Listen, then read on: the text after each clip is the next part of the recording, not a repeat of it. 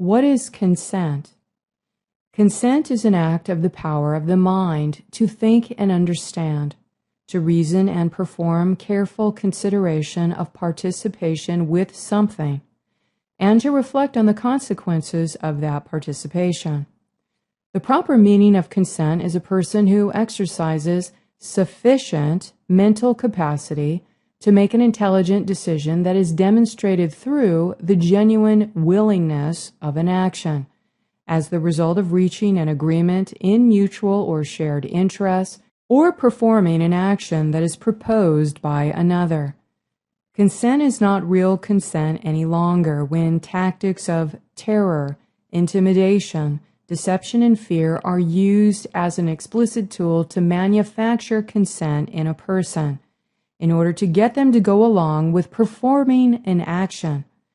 Obviously, this is coercion administered under threat of personal harm. Thus, we can be made aware that many people's consent is stolen, manipulated, and manufactured through the specific psychological targeting of the masses with intimidation, bullying, terrorism, and victimization fears. This is a mass media psychological operation used to traumatize the world's citizens, distracting them from comprehending the power of consent. Additionally, consent occurs when one person voluntarily agrees to the proposal, goals, or desires of another person.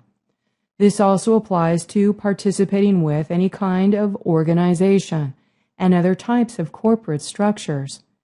When we are in consent with something, no matter what it is, a person or inanimate thing, it is important to set your intention, purpose, and goals in why you are consciously participating with them.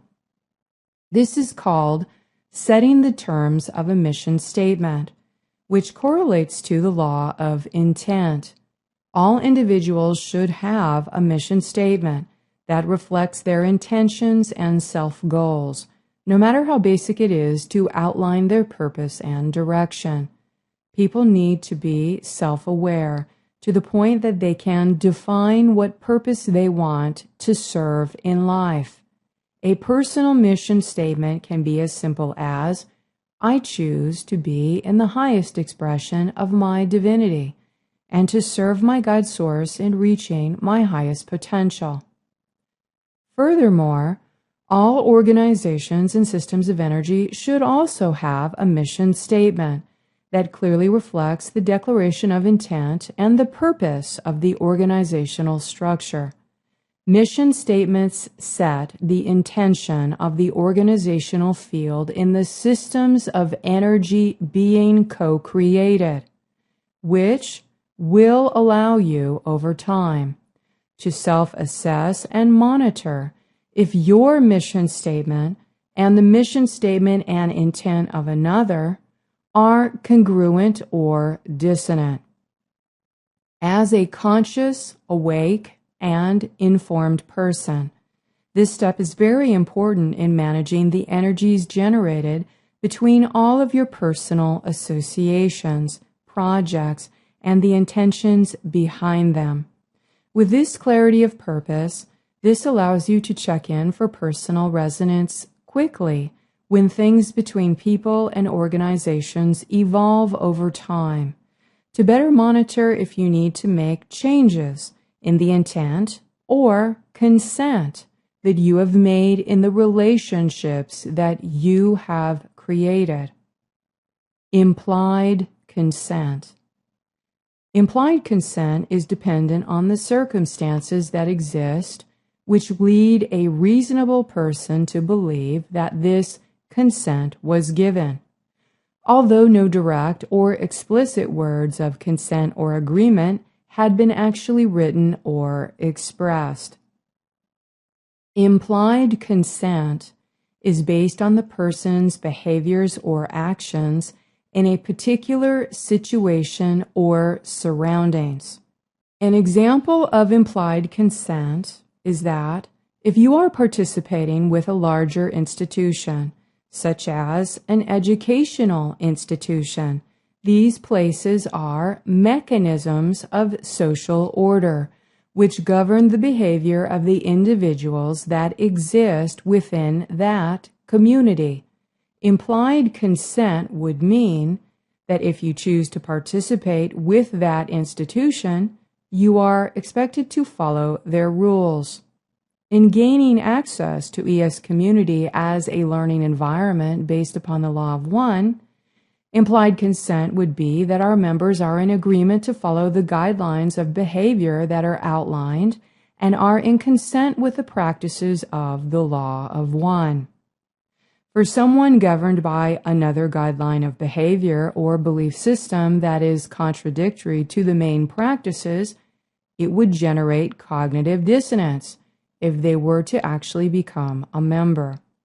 However, this area of loosely interpreting implied consent is perhaps the most manipulated by imposter spirits in order to gain manufactured consent over unaware people.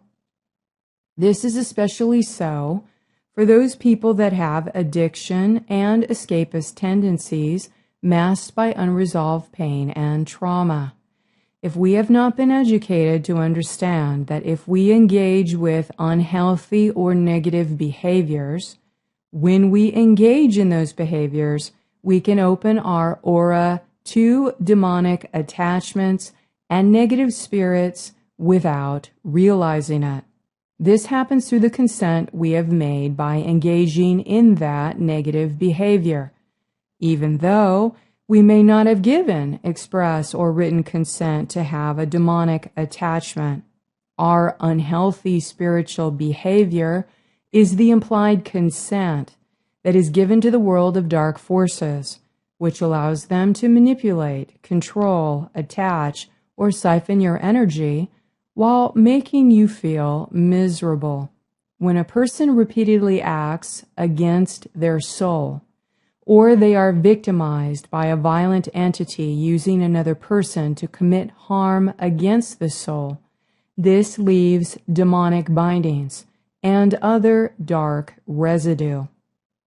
The most common dramatic examples of assorted spiritual attachments and demonic forces hanging on to a person's auric field are the religiously conflicted, sexually assaulted, emotionally traumatized, any victim of violence or satanic ritual abuse, and the excessively mind-controlled or soul-fractured.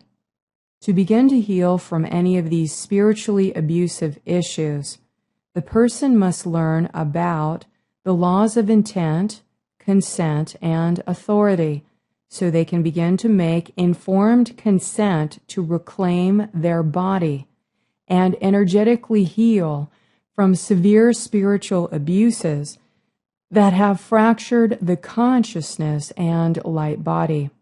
This is why in personal situations, we should avoid implied consent with people we do not know well, and make sure that we have a direct verbal conversation or agreement that is discussed between the parties involved.